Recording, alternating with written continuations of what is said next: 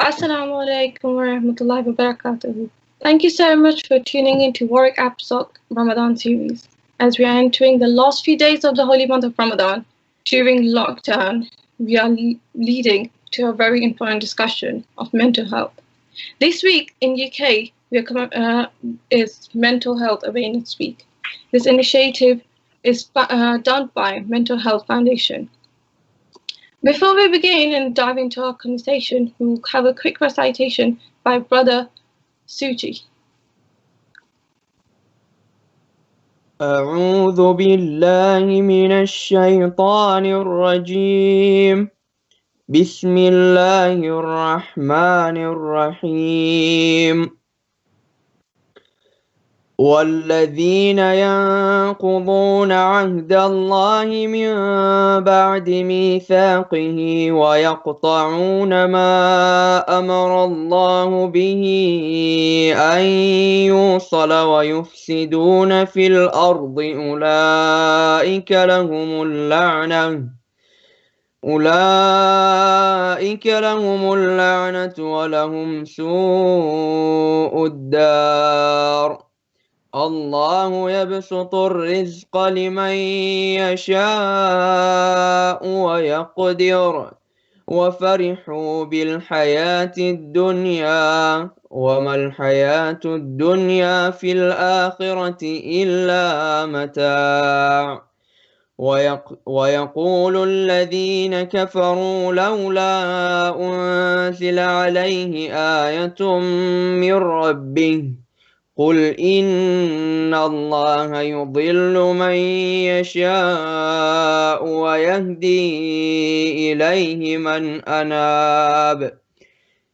الذين آمنوا وتطمئن قلوبهم بذكر الله ألا بذكر الله تطمئن القلوب. الذين آمنوا وعملوا الصالحات طوبى لهم وحسن مآب. كذلك أرسلناك في أمة قد خلت من قبلهما أمم لتتلو عليهم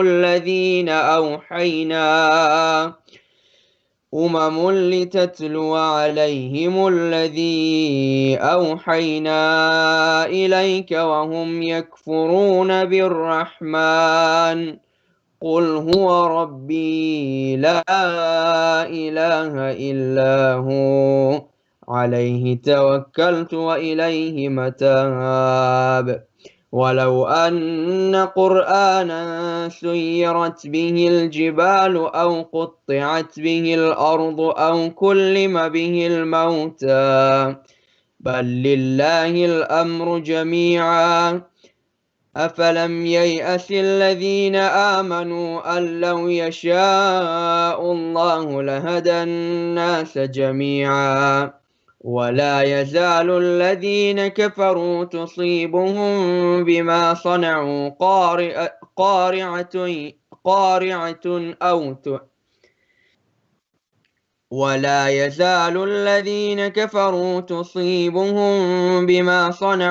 قارعة أو تحل قريبا من دارهم حتى يأتي وعد الله إن الله لا يخلف الميعاد.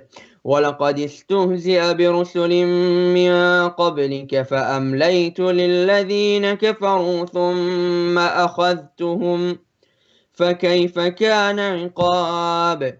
أفمن هو قائم على كل نفس بما كسبت وجعلوا لله شركاء قل سموهم أم تنبئونه بما لا يعلم في الأرض أم بظاهر من القول بل زين للذين كفروا مكرهم وصدوا عن السبيل ومن يضلل الله فما له من هاد.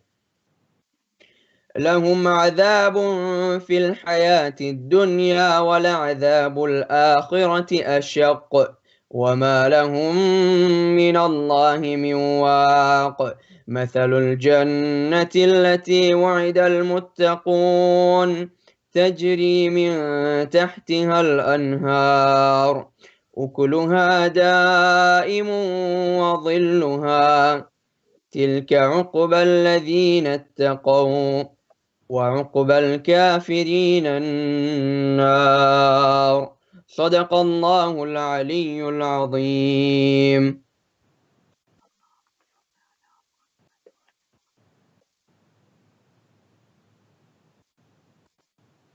Jazakallah, Brother Suji. Thank you so much for a beautiful recitation. With the current pandemic, this has become even more relevant to talk about mental health and how to take care and well-being of it. As our education has shifted online, we are challenged by in this precedented times with international students having to travel back homes or maybe stuck at university, having individuals and us being stuck at home, and especially during the month of Ramadan, where we are more likely to be found out all gather and mosque with families and do iftars together and do du'as together, which adds onto stress and cause anxiety to the smallest task of a day. Today, we are greatly honored to have Sister Berak Hussain from Ottawa to do a talk for us. She's a registered psychotherapist at a local university in Ottawa and work at a medical clinic offering psychotherapeutic services for clinics clients, allowing her to work with local and international students and do one-to-one workshops. Outside her 9 to 5 job, she does a lot of mental health awareness advocacy from all over the world, and she's known or referred herself as Muslim counselors and work tirelessly to break the stigma around the topic by bridging the gap between the Islam and mental health, essentially highlighting the importance of it as mentioned in Islam. Assalamu alaikum, sister. Wa alaikum assalam. How are you doing? I'm good. How are you doing? Alhamdulillah wa shukr. Shahr Ramadan Mubarak to you and all of our listeners, inshallah. Thank you so much. It's very important to view mental health as a holistic or from a Muslim perspective, as well as in our Quran and Islam. We are always reminded of increasing our spirituality and having a great focus on our just taking care of our mental health. And this time where we're quarantined, we are self-isolating, it's more than important to do that. So my first question to you is how to deal with the most common mental health illnesses among students in the Muslim community, such as anxiety, depression. How to deal with the common illnesses? Yes, please. Well, first of all, it's important to understand what these illnesses are, right? So people may not understand that what they're dealing with could be just simply stress, or it could be much more than stress. So once you understand what the symptoms are, what are the signs and symptoms of, let's say, anxiety or depression, then you have a better idea of how to cope with the issue. Usually when we don't take care of our stress symptoms, and it could be anything from overeating, undereating, oversleeping, undersleeping, not getting engaged into activities that you once did before, different symptoms from the body, right? So tension could be high, like your heart rate is just pounding, could be shakes, could be sweats, could be lack of focus and attention, it could be irritability, et cetera, then all of these put together could be just stress symptoms, right? But then when it becomes to the point where they are impacting your daily function, whether it's doing well in school, extracurricular activities in school, engagement with your job, your academics, friends, family, then it becomes a bit of an issue. And most of the students that come in, the most common things that I see, of course, is stress. Everybody is stressed, right? Especially around midterms and exams and things like that. So that's common and that's normal and that's part of student life, right? So we have to learn what your stress symptoms are so you know how to manage them. Now, when they're not managed, like we said, then they can lead into potential mental health challenges, such as depression and anxiety, A lot of people can feel so alone and desperate and depressed and anxious that it could potentially lead to suicidal thoughts as well, right?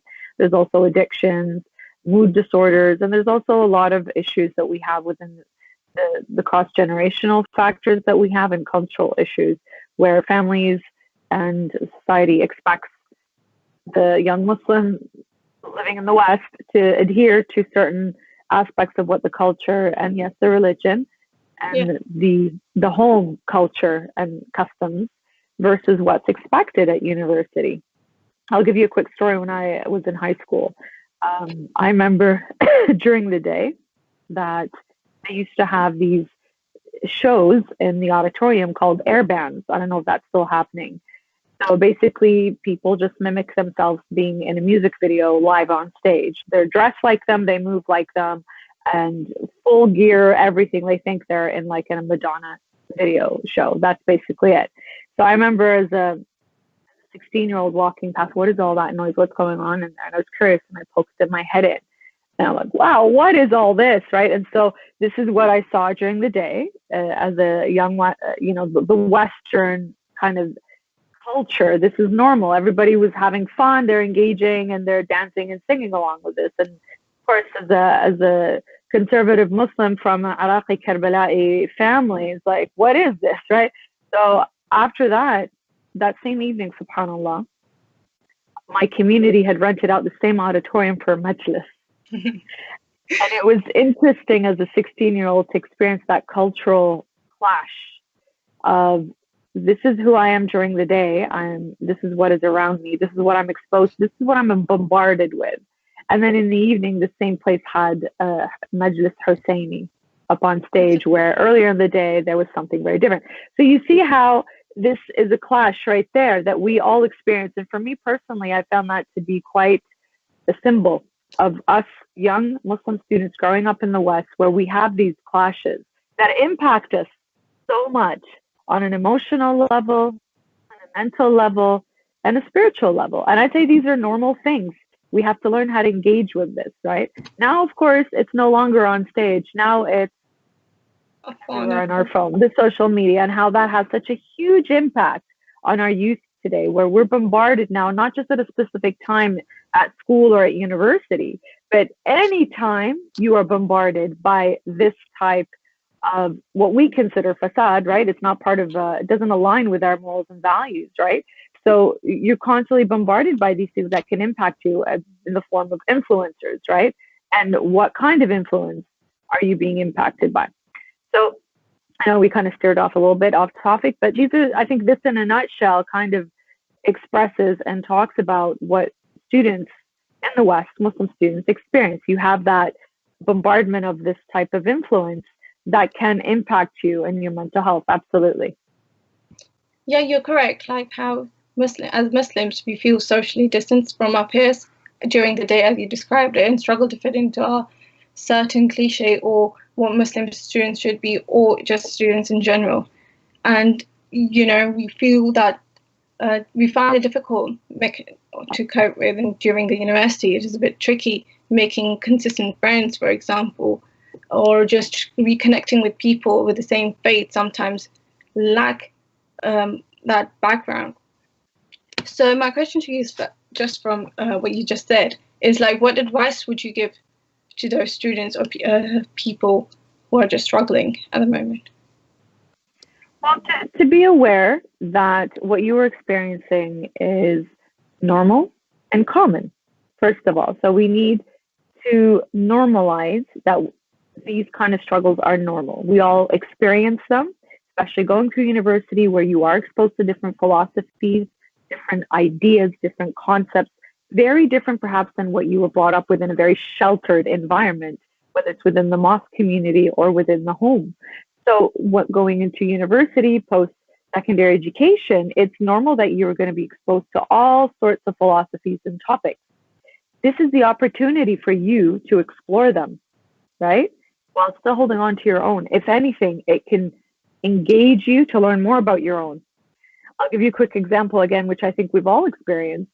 And as a student growing through the Western institution and processing all of that, again, in university, I heard of this convert that was actually from the UK that was coming, but it was of our Sunni brothers, not Shia. And I was really excited to hear an English speaker because that wasn't common back in the day, not as we have it now. So the brother did a really nice lecture on Tawheed and whatnot. And then at the end, we all came up to him at the end. And I felt something was off about this, that this wasn't complete. I didn't hear anything about Ahlul Bayt alayhim salam, which is what we're used to hearing in the mosque, right? So I come from an Arabic background, so it was we engaged a lot in the Arabic program, so it is still hard because we don't know the language the same way and the nuances and the slang and the language. So this is the first time I'm hearing an English speaker, and there was a Sunni one, and I was just like, wow, this guy's great, you know, but why didn't he talk about these people? Now, somebody from the audience actually asked him, what do you think of Imam Hussain? And he just blasted Imam Hussain. And I went from adoring and respecting the speaker to just absolutely being crushed.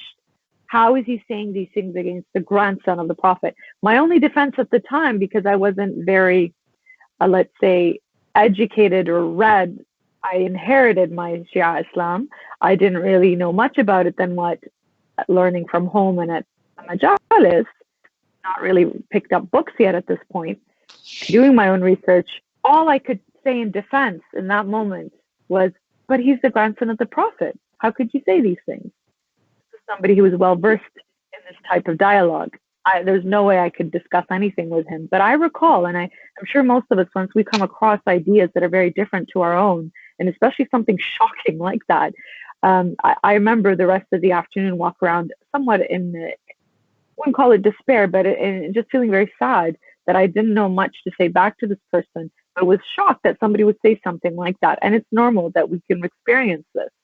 Now, that, of course, steered me on the journey of knowledge. I want to learn more. I want to be able to quote things, understand things, and understand why people speak like that. So when you are encountering things that are different than what you have learned, go back and learn your own, and go back and learn what the others are saying. So that feeling of stress and feeling uncomfortable and in shock and upset, use that to fuel your energy to go learn more. Learn more about yourself, who you come from, where you come from. Learn your traditions. Read the books. So I read the usual books. Then I was guided the Muraja'at, the big volume of letters between the Sunni and Shia Sheikh. Also Peshawar Nights, you know, all of the classics. So I remember educating myself and having discussions. And then, of course, getting more involved with my own Shia groups, realizing, hey, we have those at the university, whether it's APSA or TMA or any of these groups. So alhamdulillah wa shukr, these types of experiences are important. They're an important part of your growth. It's okay. It's okay to get exposed to different ideas, but make sure you're solid in your own so you know how to defend, you know how to have dialogue at a critical intellectual level. So it's valuable. Learn everything around you, but make sure you know your own stuff. If you are confused, that's okay. That confusion will also spur you along to ask more questions. That afternoon, walk around the campus, and it was so dramatic. I remember it now. I remember I came to the conclusion, there's so much more to learn and know, and that's okay. Coming to that acceptance as well helps you calm your heart, because you can become very overwhelmed with the knowledge that's out there, and you're like, how can I possibly know everything? You can't. The more you learn, the more you realize there is more to learn. And that's the beauty of that journey. So be open to it. Don't be so hard on yourself when you are faced with something you don't know how to answer. Well, you know what? Go educate yourself. Have the right discussions with people that can help you with that. Yeah, I agree. I remember in my secondary as well, it was Ashura, and then I didn't, of course, attend school, and a lot of my friends did question me. It's like, where were you yesterday? And I did try explaining it. I remember not being able to fully explain it. I just felt so miserable. And how can not explain? Like, I've attended Majalis, I've attended the Hussainia for all my life, and that's just such a disturbing feeling. So people say mental health is rising, especially in youth. Could this be because of hyper-awareness in society to the point that we anticipate people to have mental health problems? I think it's a bit of both, that these problems have always been there, but people were just not aware that they were there. So once awareness becomes everywhere, then people will realize, oh, maybe I should go check this out. And we see the rise in that because of the awareness. So sometimes it could be like the hypochondriac who is constantly worried about the illnesses that they have. It could potentially be that. But also, I would say because there is more awareness and education around mental health within our communities. If you'd asked me this question even 5 years ago, even in our own medical clinic, we did not have the kind of mental health awareness we now have in our campus. So within the general community, not specifically within the Muslim either. So even the campus environment around mental health and the attitudes and the misconceptions was very different a few years ago than it is now. There has been more awareness campaigns. Mental health is huge. Governments are putting money where it matters to help prevent essentially suicide, right? Yeah. So to get to suicide, we have to take care of our mental health before people get to the point of desperation where they feel to solve their problems is by ending their lives, right? So it's interesting to see the wave, the change that has taken place over the last few years. Now bring that into our own mental health community, or rather into our own Muslim community. We see, alhamdulillah, successfully within the last 5 years. And I think it has a lot to do with keep pushing the agenda of how important it is to take care of our mental health, but to talk about it openly within our communities. No, mashallah, we see on the Mumbar, Sheikhs are talking about mental health, incorporating it into their Muharram lectures, into their Ramadan lectures, because they see how important and vital it is for our people in our community to get the support that they need and to stop just putting it under the rug, right? To stop that, because we know there's issues with families of abuse. We know there's issues of suicidality. We know there's all sorts of issues people are encountering because of mental health, but also the misconceptions and the taboos around it that's happening within our community. So bringing that awareness to the forefront, I would say, has encouraged people, has made it safer for people to come and get help. We can't keep up at the university. We've had to hire more counselors. We've had to offer different types of programs and groups because of the need of that and how vital it is for a student's success to have good mental health. And so there's a huge campaign and initiatives all across the campus, whether it's student groups, or it's the medical clinic, or other services around that. So it's vital. And we see that across the board, across the world, in most universities, where hopefully they're taking on that attitude to offer and support, especially now in the pandemic. Our services have gone virtual. We now have virtual counseling, whether it's video or phone calls. We're also offering different types of support groups and programs and workshops, and I've been doing all of that along with my team. So it's shifted to that, and it's even more vital now, especially for people who are students who are, let's say, stuck, international students who've been stuck here and can't go back home. And I know you and I spoke about that earlier. So it's a common thing where a lot of students feel lonely, especially in Ramadan, and I've seen that also myself, where they've been stuck, they couldn't go back home, unexpected expenses, unexpected stressors that they've had to deal with. So we're all experiencing different challenges during this time, and students are not exempted from that. There's different stressors around motivation. They're no longer motivated, let's say, to get schoolwork done because they're not going to campus like they did before, where they saw people engaging on campus and also different activities. There's a different kind of motivation when you go to school. I've also heard from, let's say, the more introverted students, they're loving this. They prefer to stay at home. They don't want to have to deal with people. They're just doing their schoolwork and then focusing on other things. So it really depends. The extroverts are definitely struggling. People who are more social, people who like the people interaction, there's a bit of a struggle there. They are feeling lonely. It's hard to engage with their friends. But you know what? They found different ways, such as meeting up in coffee shop parking lots. We've got Tim Hortons here, which it's come to the UK too, I believe. So there's a thing now where people just meet up in the drive-through parking lots in their own cars, having coffees and hanging out with their friends that way, keeping physical distancing. People are now doing these Zoom calls with all of their friends together, talking about whatever it is that friends do, and engaging this way, or playing video games together, watching movies together, or just engaging, even just having the video open while they're going about doing other things. So there's different creative ways of connecting with people while you are feeling lonely during this time and not connecting the same way with your friends. Yeah, I agree.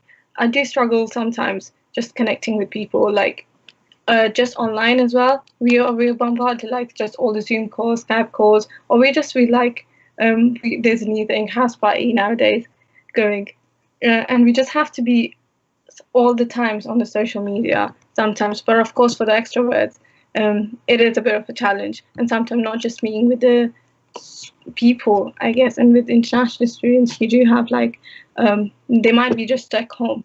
I mean, university, and not being able to go back home and do their Ramadan as they wanted to do. To the point, you talked about like our cultural stigma, and you do tend to see as a community, as a society, there is a reduction in that. But I still feel we haven't still achieved that yet, and there's still so much stigma associated with it. If we talk about like mental health, we do hear often like comments like you lack, there's a lack of faith in you. You just need to go and be like salah properly, or just connect to your God. And there's so much discouragement from the community sometimes. So some teachers ask about how we can confront family members to make them aware of their mental health, for example, if it's deteriorating. Yeah. Sorry, I didn't hear you very clearly. What was the last thing you said? So how the family member, how you can basically confront family members to make them aware of deteriorating mental health. How to get family members to be more open to mental health? Essentially, if you're coming from a family of faith, use faith. Talk about different hadith or examples of the Ahl al-Bayt, or even from the Quran, that talk about the self, that talk about how to get to that place of peace with the self, right? So if you listen to a few good lectures by Sheikh Noor Muhammad, he has done a series of lectures on mental health during the Muharram season, not this past one, the year before, I believe. Sheikh Osama Al-Attar does an amazing job, mashallah. And one of his lectures this past Muharram was on mental health, probably one of the longest lectures he gave during those 10 days. So I highly recommend for people to check out these types of lectures where they're explored from an Islamic perspective. There's also some workshops I've done. You can find them on my YouTube channel where, because I can't get into all of it now, but we get into the concepts, Islamic concepts that are related to psychology and counseling, that I've had parents after these workshops and elders come and just gush about how they connected to these ideas because we're using the language that they understand. So that's the key thing. If you use a language that our parents can connect with, they will understand these concepts. Also, when it comes to language, all right, you want to look at using words they understand. So, for example, if you describe the symptoms of depression rather than saying depression, they are more likely to connect with the symptoms rather than the clinical term, which can be a put-off for most people, right? So that's also another way to connect. So educate yourself first in terms of how can I talk to my family of a different generation, of a different culture, and awareness about these things, because their attitude is more tough it up. Use the Quran, use du'as. We're not negating that here. However, and I always use this analogy, if you have a broken arm or a leg, is the dua or the ayat from the Quran going to heal the broken arm or leg? So why is it then that when we have a broken mind or spirit, we say, do that? First, you need to go to the doctor when you have a broken arm or leg, preferably the emergency in those moments when you're in a lot of pain, right? But when you have a physical ailment, you go see your medical doctor. You then get the treatment for it, the prescription, and how to take care of this, including lifestyle. When it comes to your mental health and their illnesses related to that same thing, now we need to understand the difference. We all have mental health, just like we have physical health. It becomes a mental illness or a mental health issue when your mental health is not taken care of.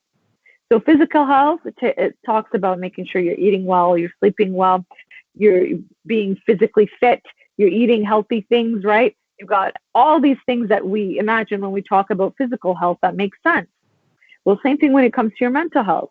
If you're not taking care of your sleeping, if you're not taking care of your exercise, if you're not taking care of the way you're eating, if you're not taking care of your relations, if you're not taking care of yourself, it could lead to these illnesses, right? So when we talk about it in this way, when we talk about examples from the Ahl al-Bayt that talk about wellness, and there's a very famous hadith by Imam Musa al-Kazim alayhi salam, which I'm paraphrasing right now, but he talks about dividing up your time. Dividing your time with God, yourself, work, and family. So what does that tell you right now? These are the components, a part of wellness that we see in modern research and psychology and what is used today. And we've had this from before. Now, if these things are not in balance, right? When you're not giving what's due to yourself in these 4 areas, for example, or other wellness components that we know more about, and of course you're going to be off, right? So we want to be able to constantly have that balance of taking care of yourself in a healthy way. When you use these concepts with our elders, with people who use faith, we get this, we connect it. When we talk about dhikr and remembrance, the beautiful ayah that the brother recited at the beginning today, and it's one of my favorites, and I always use it when talking about mental health, from Surah Al-Ra'd, Thunder, Bismillah ar-Rahman ar-Rahim, Ala bi dhikrillah tatma'inna al-qulub. Verily, with the remembrance of Allah, do hearts find that peace, that serenity, that tranquility, right? Now, how do we get to that? All right, dhikr, right? And reflection. That also means resources around you when you're thinking and reflecting, right? It doesn't necessarily mean the whole time you're just sitting, God, God, God, thinking of God, God, God, right? But God gives you resources through the medical professionals, different mental health professionals, resources and supports around you, right? And using that holistically. When we use this type of language, this is how we connect with our elders and people who don't understand what mental health is. We have to use the building blocks, the basic language, and understanding the terms this way. And of course, using concepts from our own faith when we're talking about the different parts of the self, the different parts that their struggle, right? Or getting to that place of the itma'nan, the place of serenity. When we're talking about how to use prayers and du'as, right? And how research shows that using prayers or having faith has a significant positive impact on your well-being and your mental health. When we use these concepts, then we're speaking the same language. Yeah, very beautiful insight. And of course, we have to, sometimes we do need to pay attention to one of the aspects more than others. Sometimes you just need to self-care and just, just take care of your mental health more than just you focusing on your maybe work life or just socializing with your friends. So considering the importance of self-care, so first question is, how do we actually take care of ourselves and keep us on track of our mental health? And of course, sometimes when we do self-care, it is sometimes regarded as a selfish act in our community. So how do we do that? Taking care of yourself does not mean you're being selfish. Just like we saw in this hadith of Imam Musa al-Kazim, you need time with yourself, right? As long as you're not committing haram in that time, you need to take care of yourself. Otherwise, you're going to be off balance. So according to this, we need to do that, right? Now, what does it mean to take care of yourself? We've already mentioned a few things, right? Making sure that you are healthy physically, right? So exercise is important because exercise gets rid of stress hormones and it releases endorphins, happy hormones, which is why you feel so good after working out of some sort, right?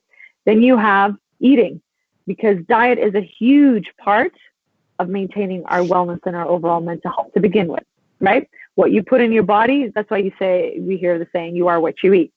So eating healthy food makes you healthy. Eating junk is going to make you feel very sluggish and disgusting.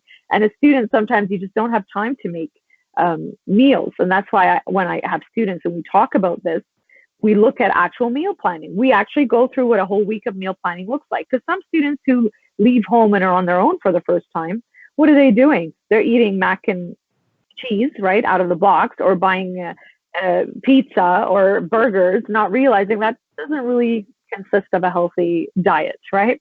So we talk about what is a healthy diet, and we look at components of eating throughout the day. So breakfast, snack, lunch, snack, dinner, but also prepping. Meal preps go a long way in helping a busy student lifestyle. Cooking ahead of time and freezing, or buying and freezing, that really helps you when it comes down to crunch time with exams, which is when you need proper brain food. And as students, you need proper brain food, whether it's eating nuts, Walnuts, why do they look like little brains? They help with focus and concentration. Almonds as well, right?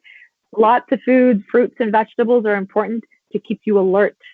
Okay? Healthy glucose, healthy sugars from fruits and natural sources are important. And this is actually my own research that I did when I was studying in my honors thesis, is that we looked at the effect of glucose regulation and memory.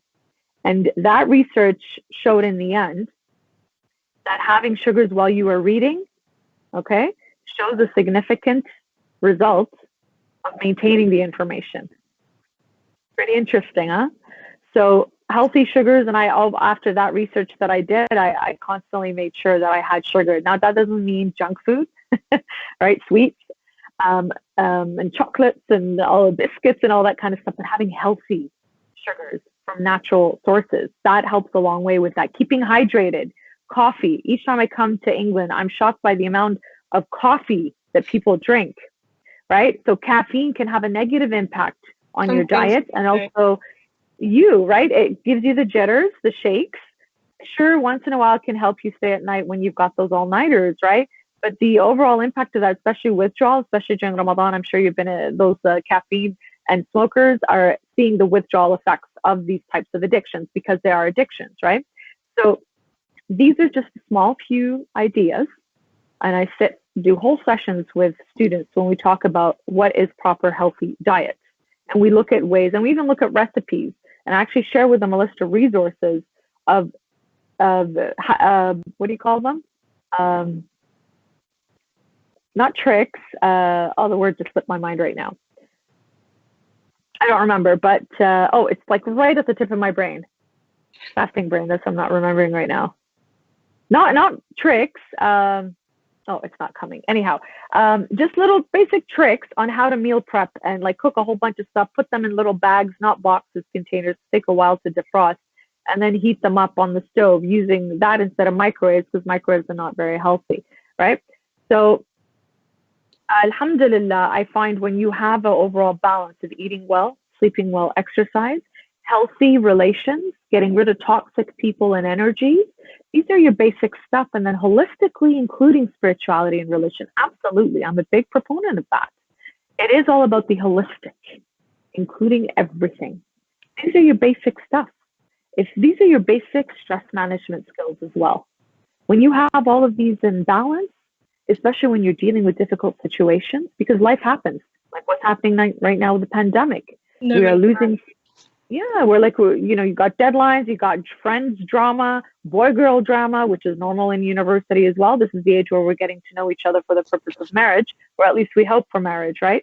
And all of these types of things, you're bombarded with these challenges, and we have the added now of these unprecedented times. This is normal.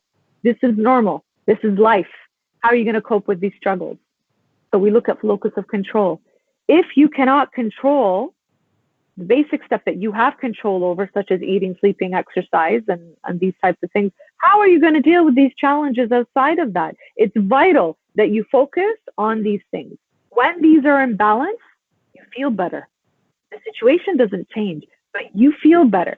Once you feel better and have a little bit more control with these basic stress management techniques, then you can work on handling those other struggles.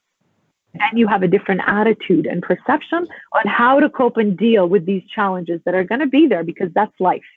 Once you accept that these challenges are just a part of your life, then you're able to handle them. Then you're able to deal with them better. Acceptance is vital. And this is something that I work on with clients. I feel like I'm doing a session right now. So it's really important that when we look at difficult situations that we don't have control over, we have to work on acceptance. Now, when we say acceptance, that does not necessarily mean that you have to like it. There's a difference. You may not like these challenges, but accepting them is better than denying. When you're denying and pushing and doing this, what's going to happen? They're going to come back around you and hit you harder. Right? So when you accept it, when you find techniques such as putting them on the shelf, dealing with them later, or watching them go away like clouds, these are some cognitive behavioral strategies that we use to help dealing with challenges, right? So being aware, conscious, and accepting these challenges goes a long way rather than denying and pushing, being able to deal with the problems better. Essentially, yeah. It is quite challenging at this time, especially to just really grasp on all of these things. Sometimes we do lack in. I'm also guilty of doing that in terms of in university. I have been some days just having the Mac or just being eating junk. But then, of course, we have to realize that I started doing is cooking ahead, and that did help me a lot in terms of my studies as well, especially when it was like deadlines coming up. And it's also fun. Cooking can be fun too. It could be healing, it could be creativity, right? And especially when you feel good, a sense of accomplishment, which also then gives you motivation that you've done this, which can then help you with other tricks. Just quickly, I wanted to give a hack. That's the word I was looking for earlier. Cooking hacks, meal prep hacks. But this is a little life hack for you when you feel unmotivated, especially in your schoolwork and your projects and you have deadlines and you got to get things done or anything else. This little life hack is going to go a long way, inshallah. And this I learned from one of the gurus of depression. Her name is Dr. Christine Pedesky, and she calls it the 5-minute rule. And this is for behavior activation. So basically getting you going. The idea here is to set the alarm for 5 minutes. All right? Begin the task, do the task that you need to do for 5 minutes. Just do it for 5 minutes. That's your goal. 5 minutes. After 5 minutes, the alarm will ring, reminding you that the time is over for this goal. Now, you assess yourself. I have accomplished this. I have finished this goal for 5 minutes. How do I feel about it? Can I continue? All right, keep going then. If you feel good, keep going. The hardest part was to start. You've already started. You've gotten going. Keep going, alhamdulillah.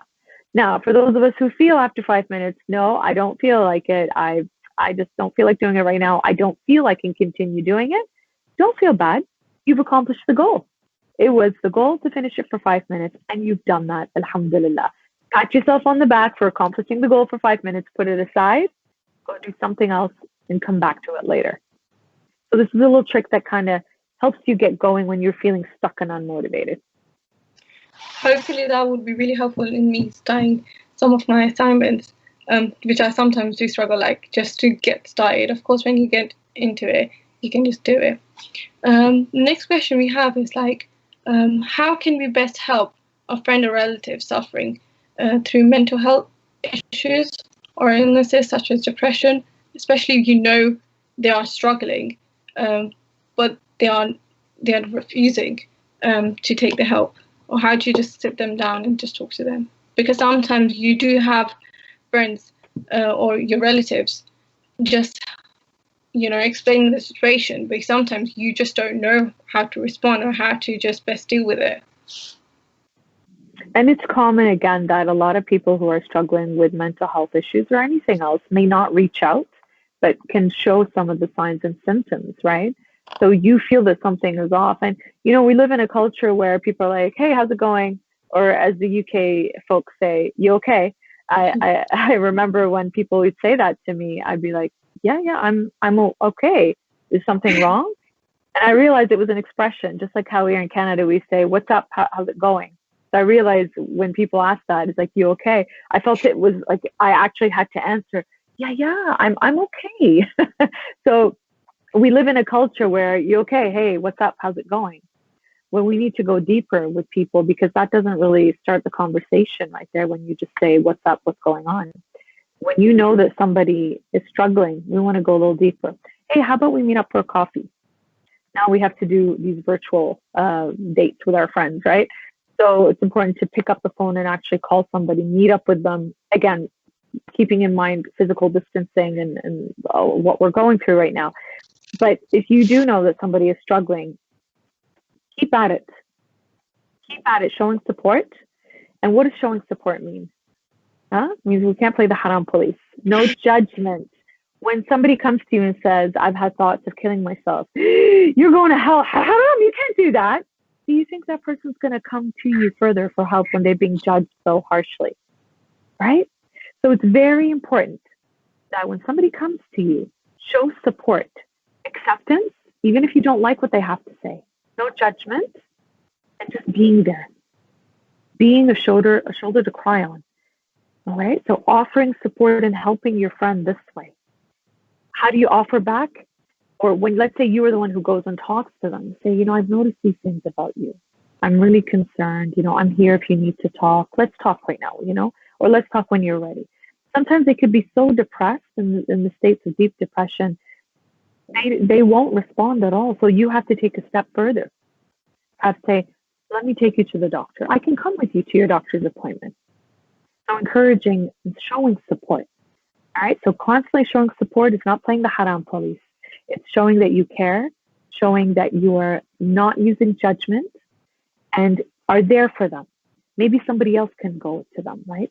Another person. If they're not responding to you, perhaps another person. Or sometimes we have to do interventions. Friends, we have noticed this. We are really concerned. We love you. We care about you. We want to see you succeed. We've noticed you haven't been going to classes. You've told us you haven't been doing well. We noticed you're not involved in the Warwick Apsop school club, things like that. We noticed you're not engaged at the mosque, and I know now it's different. I know we're using a different language now because of these struggles, right? And the pandemic. But these are the typical things that, we could approach somebody with and offering support. Sometimes somebody just needs somebody to talk to without saying anything. I've had clients who come in sometimes who just need that space, quiet space to reflect. Somebody to sit, show support. Showing support means just being there, not necessarily doing something. So I hope this answers the question, because it is a difficult question. Sometimes we don't know how to show support. The support also means just sitting with somebody while they go through the struggle, showing love, being there. Sometimes I also inform clients and students that perhaps your friend or family won't know how to respond to this. So don't expect them to give you the support that you are seeking. Sometimes we have to accept that we are not going to get the support from the ones we love, the ones that are closest to us, the ones that we expect them to support us. This is very important, my dear brothers and sisters, because the idea here is not everybody's versed in mental health. Perhaps it's too shocking for them. Perhaps they come from the background of, no, you only have to believe in God and that's it. That will get you through your faith. Go pray, right? So they're not going to understand. So they won't know how to offer that support. And I hear that all the time, especially from young people of different ethnic backgrounds and faiths, where we joke about, oh, you come from a typical Desi family, you come from a typical African family or Arab family, because the family just doesn't understand, and so they have a different approach to this, right? So for those who are struggling and are looking to seek support, perhaps keep that expectation in mind that you may not get the support that you need and want from the closest people to you.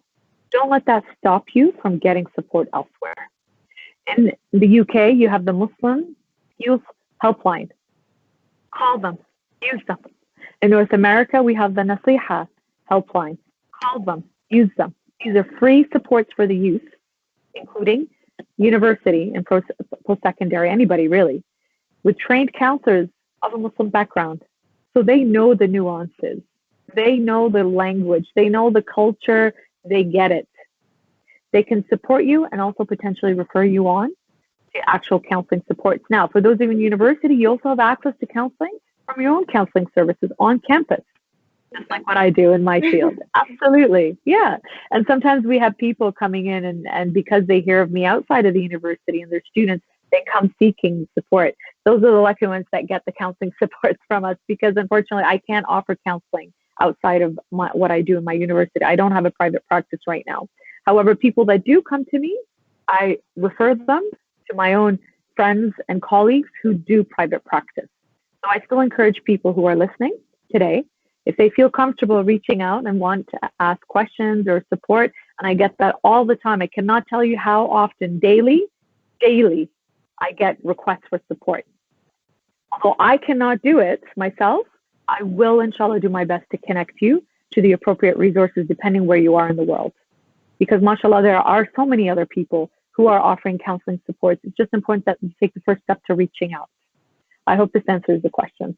It does. You really perfectly answered it. So in terms of our university, we do got like at Warwick APSOC, where we kind of try to make everyone feel welcomed. We do got like welfare officers just trying to make sure that everyone is okay. We do have, like, as you mentioned, like a university counselor, and that can kind of help you to get back on the track if you are, as university can be challenging if you're your first year, especially if you're moving out or you're international students, a whole new space for you, whole new culture for you, maybe a new language for you, which you might need to hack on. And also, don't forget, for international students, the different layers, especially now being isolated in Ramadan, it is so important that you reach out. I can't tell you how many students I've seen in the last few years, forget the pandemic, just without the pandemic, how isolating it is. And I always encourage them, find a group or a club on campus that you can associate with, because you're not going to thrive unless you're an introvert and you prefer that. You're not going to be able to thrive in a healthy way if you don't connect with the right supports. Friendships, we are social beings. We need to be connected with other people, subhanAllah, right? So don't isolate yourself. Reach out. Even during the pandemic, reach out to your local Muslim group, reach out to your local cultural, whatever group of interest. The universities still are running their services and their groups. If anything, they're trying to do more now to keep people away from the throes of isolation. Yes, we do also sometimes get into a trap of surrounding ourselves with friends or just somebody around us sometimes that we do sometimes seems to forget, like we just need time on our own as well. So that balance is also very important. In terms of reaching out, is it like true that mental health illnesses affect more women than men? And then we also have a tendency of people to that Muslim men usually deny or have a negative attitude towards seeking just help, or I'm okay. Those kind of conversations in Muslim men or even men in general does not occur that much in friendship groups. Or if I think from my perspective as a woman or a girl, we do sometimes, of course, talk about if everyone is okay or not. But I feel in terms of the men brother side, that is not the case. How can we address that? This is one of my favorite discussions whenever I do the intro to mental health in my workshops and lectures about the specific area. And so let's explore that a little bit. So why is it that we see the statistics show that more women have mental health issues than men? Would you not say, is it perhaps because of the nature of women? That women, when they are dealing with a situation, what is it that they do? What do we do? What do women, usually we have these generalizations and stereotypes about women. What do we do when we have a problem? A lot of the time just talk through. We talk about it, right? And so we are nurtured very young, males and females. When we have a problem, we talk about it. Emotions are expressed. Whereas what are men taught in our cultures or in the general culture? Men don't cry. You got to stay tough, be a man. We hear these types of expressions. And so men or young boys are groomed to be in this type of attitude, and they grow up in a culture where emotions are not expressed, right? So it's not safe for men to express their emotions. Hence, this is why the statistics are skewed this way. That it looks like that women have more mental health problems. What if I were to tell you, no, that's not the case? It's just because more women will come out to get the support, as it's our natural tendency to talk about problems. Men, on the other hand, and this is, I get this from one of my favorite books when it comes to relationships and especially differences between men and women. Men are from Mars, women are from Venus. And this is a classic popular culture book that we have out there, but it is so true on so many levels. I'm not in my actual office right now, otherwise I would have whipped out the book and went through it with you. I actually bought the whole series of this book after I read that one book, because it's a page turner of how real and how true these experiences are and how different we are. Our different emotional needs are quite different, right? The language we speak is different, hence men are from Mars and women are from Venus, right? And also the way we communicate, the way we deal with problems is very different as well. And so this is how we see it. Women are the home improvement committee. We talk. This is what the book describes it. The author, who is a therapist of more than 30, 40 years now of dealing with couples and marriage. And this is his expertise, where he talks about how men, when they have a problem, what do they tend to do? They pull back like elastic bands. They pull back and they go into cave mode, as he describes it. They go into their cave to deal with the problem. So this could mean video games. It could be going on their phone. It could be going out with their guys having a shisha. It could mean not talking to their partner. What does the wife think? The partner, what does she start thinking? And you've seen memes and things like that. Oh my God, he's cheating on me. Oh my God, he doesn't love me. Oh my God, this. Meanwhile, he's thinking about, oh, I got to fix my motorcycle. Oh, I got to do this. Oh, I got to do that. And she's dramatizing. And, you've seen that meme, right? So I found this is quite effective in describing the way we deal with problems, that men tend to cave to process. It's processing in the back of their minds. What females need to understand about their partners, and sometimes, by the way, it's the flip side. Sometimes women cave and men talk. I've actually seen that with people. Some partners tell me, oh, we're the opposite. He's the one that talks and won't shut up, excuse me. And I'm the one that needs to like back off, leave me alone, right? So it's interesting to see sometimes the opposite, but you need to understand the style. So then, ladies, what you do, or partners, what you do when your partner is caving, give them the space to cave and process. Do not punish them. Do not nag them. Do not interrupt that processing. When you do, they describe the partner as an elastic band, right? They pull back, and when they leave the cave, depending on the support you provided your partner, they may come back shaky like a weak elastic band, or they come back like this. Because you gave the support and you gave the love and you respected how they need to process the issue. So ladies, for the most part, but partners in general, when your partner is caving, what should you do? You should give them that space. You know what? Say, honey, habibi, habibti, I'm here for you. If you need anything, I'm here. I left food for you here. Anything else, let me know. Go shopping with your friends. Go talk to your family. Hang out with your girlfriends. Go work out. And just carefully, let them know you're there and leave them. Let them do their caving.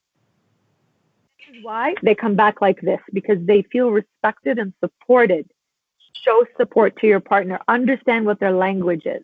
Understand their love language. Another great resource is the 5 Love Languages book, okay, by Dr. Gary Chapman, which is a phenomenal resource for anybody who is getting to marriage. Understanding your partner's love language, and I'm always going to forget them. So the five ones are physical, gifts, words of affirmation, quality time. Like I said, I always forget one of the 5. But essentially, what you want to understand is your partner's language. When you do that, you have a better chance of communicating and success. Of course, there's the religious and spiritual aspect as well in there. This is devoid of that. But the book actually talks about spirituality and religion, now that I remember, obviously from a Christian or other faith, but it's still a base for us to learn, right? I advise anybody going into marriage, make sure you do premarital counseling. Get to know your partner really well. Do not be caught up in the looks, in the money, in the heart, in the lust. That's normal as young people that we get caught up with that. Know yourself and know who you're getting to marry. Understand, especially as young Muslim people, in university is a wonderful opportunity to get to know people for the purpose of marriage. Be careful of people who have different intentions. You know what I mean? So be very smart and clever. And I know sometimes people don't have experience with the opposite gender and people can take advantage. This is normal. This is common. But do not get caught up in those 1 a.m. chats. Oh, you're so beautiful. Oh, you're so this or you're so that. If this person's not coming knocking on the front door and he's knocking on the back door, know what their intentions are, okay? So be very smart and aware. Be aware. I know a lot of people are not aware of these types of things that happen, but we have to be open about them. Otherwise, we're going to be in situations where we don't want to be in. Broken hearts, God forbid, more than that. I don't need to say them out loud. You understand what I'm insinuating here. So being very aware and conscious and being careful, because a lot of this can impact your mental health. Do you know how many broken hearts I have seen? Over the last 12 years now, I'm heading into my 12th years now of broken hearts. And I feel broken hearts. We've all had our hearts broken. But I just seeing that time and time and time again and offering support and help, this is normal. It happens, okay? But you have to know what intentions you're going into, especially from a Muslim perspective. And you hear this all the time with experts, right? Know what you're getting into in a relationship for what purpose, because it can harm you and hurt you in the end. Even relationships that are intended for marriage, if you don't know get to know the person in a healthy way, it can, even later on, toxic relationships and things like that, or the wrong person, the wrong families, et cetera, they can impact you. And again, how does it impact you as a student? Your broken heart. It impacts your focus. It impacts your pain. You feel very depressed or anxious or sad. It impacts your self-esteem. And these are all issues we deal with as university students when it comes to mental health, especially with relationships, not just romantic, but also friendships as well, families as well. So these are very common things that we have. And so to get back to the initial question, why is it that we see more Muslim women, or women in general, we don't. It seems that way because of our nature. Now, what if I were to tell you that a lot of my clients are actually Muslim males? That's quite shocking, but I feel we need to find a mechanism in our society to make Muslim men, or just men in general, to just open up. So as we see, like in terms of like, we have the highest rate of suicide in our community amongst especially young men, which I personally found it really shocking, and then we don't seem to talk about it in our communities. So it's vital that we normalize emotions, and this is seen through the Ahl al-Bayt alayhim as-salam. Again, if we go back and use examples from our own faith, it becomes normalizing. For example, did we not hear about the Prophet showing sorrow and sadness over the loss of his son, over the loss of his wife?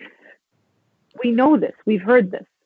When people died during the time of the Prophet and the Imams alayhim as-salam, did they not cry? Did they not show a normalized emotion? These are men. These are the men of our religion and who we follow and respect and love and adore and sacrifice ourselves for, right? So these examples of men, real men, showing emotions, is that not normal? It's okay to show emotions, but we have now grown up in a culture that puts that down, because it means you're not a real man if you show emotion. Now, that's not true also. Now, if we also look at our majalis, are we not encouraged to cry during the majalis, to show crying and emotion? Is that not an encouragement of showing emotions to men? We know as women, yes, majalis, but men as well. It's actually normalized. And there's a twofold blessing in this. First, there's blessings in crying for the masa'ib of the Ahl al-Bayt alayhim as-salam, as we know, we hear in lectures all the time, right? There's a barakah there. Second, psychology and research has shown that when tears come down your face, there are chemicals and toxins that are released from your body, subhanAllah, in those tears. Why is it that you feel so good after a good cry? Because of the release of these toxins, a form of stress in your body that's built up. So subhanAllah, you find that sometimes you hear this, and I think mostly from women, oh, that felt so good after that cry, because there's a release of emotions and toxins.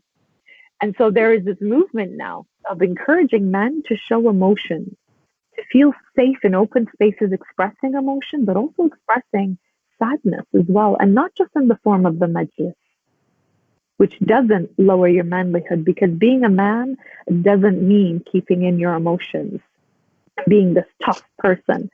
It's part of the culture what we grow up in, where they're grooming men to be the fathers, the leaders of the houses. Absolutely. But do we not see with the examples of these men that are role models of how they showed kindness, softness of the heart? The most toughest of warriors, Imam Ali alayhi salam, on the battlefield like a lion, and can destroy his enemies with one swipe of his sword, and his toughness, and who we revere, or Al-Abbas alayhi salam. We not hear about their gentleness as well with the children, with the women in their own homes, with their wives, of how they helped in the household chores. And this is the classic debates that we hear all the time, right? I'm not going to get into that. But the idea here is, with these role models of these strong males that we have, that we adhere to, have they not shown us emotions and how to deal with emotions, and how safe it is to be gentle and show kindness and love and softness of the heart? It's there. So we need to be talking more about these things and using examples that we have from our own faith to normalize sadness, to normalize emotions, learning how to deal with anger in healthy ways. We hear a lot about anger, right? Because it's a vice, it's a character vice. But anger is also good to use when it's honed and purified in a healthy way and in a spiritual way in the form of justice and courage. We've learned this also from our akhlaq and the psychology of Islam, right? So these things are beautiful. You have to know when to be strong, and showing emotion, that needs a lot of courage. That uses a lot of strength. Asking for support and help, that's courage, right? For those who are struggling with that, I hope that this little chat that we've had here can normalize and make you feel safe and more comfortable when it comes to mental health, when it comes to mental health awareness, when it comes to asking for support, because we do see a rise in mental health issues, and we do see a rise in loneliness and people dealing with depression that can lead people to suicide. And we see it with our young men as well as our young women. And it's so important that you do feel safe to reach out and get support, whether it is through your APSOC community or reaching out from you through social media or other supports. Inshallah, we'll do our best to connect you with the support so that you don't feel that you have no option but to take your life. When you're at that point of hopelessness and despair, never feel alone. He is with you. He is your hope. He is that rope. He is closer to us than our jugular vein. We know this, we hear this, but we forget this in times of despair. I was listening to something that somebody sent me the other day. It was so beautiful. And it's from our sister, Yasmin Mugahid. And she's phenomenal when she talks about spirituality. She talks about despair. She talks about depression. She talks about abuse, and just wonderful that she uses examples of the Ahl al-Bayt, even though she's the Sunni sister. But I recently heard her talking about, the concept of Allah's names, Al-Jabbar. And I was so inspired, and I hope this inspires you as well as we finish off here. Al-Jabbar, the mender, the fixer, the one with all that strength. Turn to the Jabbar, the one when you don't have a solution or when you feel broken, you turn to the one who fixes these problems, the mender of these problems.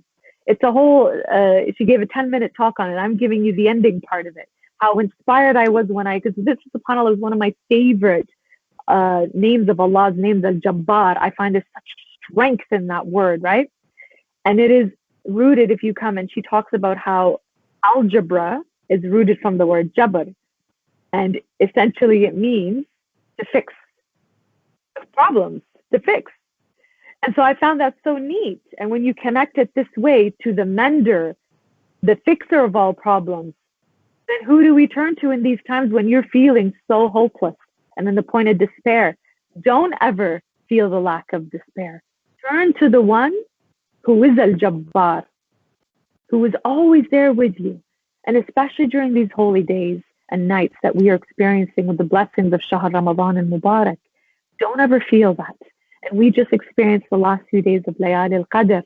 Continue with that spirit of creating a new destiny for yourself. When you are feeling so alone like that, you are never alone. You are never alone. Turn to him, yes, but also turn through him with the resources that are available to get you to that healing. MashaAllah, beautifully summarized. And thank you so much. We're so honored to have you give us an insightful discussion on such an important and a very, very crucial topic at a very crucial time. I hope the rest of the Ramadan goes well for everyone. Before I conclude, just remember, as Early Societies, we're all running a campaign for charity campaign 5 for 5, which will be donating to 5 different countries, and so Gaza, Yemen, Pakistan, Iraq, and UK. So please do. The link would be in our description. Do feel and check that out.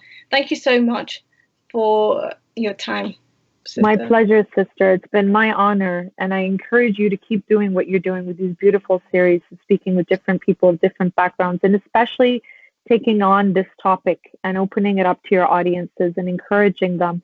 I also encourage you to keep watching your programs, but also the programs that I'm doing within the community, because this is just scratching the surface of the topic. There's so much more within each of this, right? So I do encourage you, in fact, this evening, UK time at 11 o'clock, I'm actually speaking with some of your locals, Dr. Sayeda and Dr. Mahdi, if I got the name correctly, on how to deal with resilience, physical and mental health during the pandemic, but moving forward as well. So I highly encourage you, after you've done your amal and the iftars and that tonight, sit back with a nice cup of chai and you can get involved. It's going to be on Insta Ahl al-Bayt as well as through my YouTube as well as Facebook. So I encourage you to explore this topic more and speak with different experts. And you have a plethora of them, mashallah, in the UK to keep going. And I encourage you. And I always love student clubs. I was always involved myself in university. And I just love seeing, mashallah, the university students keeping up the name of the Ahl al-Bayt alayhim as-salam and keep supporting your local APSOC. Bless you all. Thank you so much.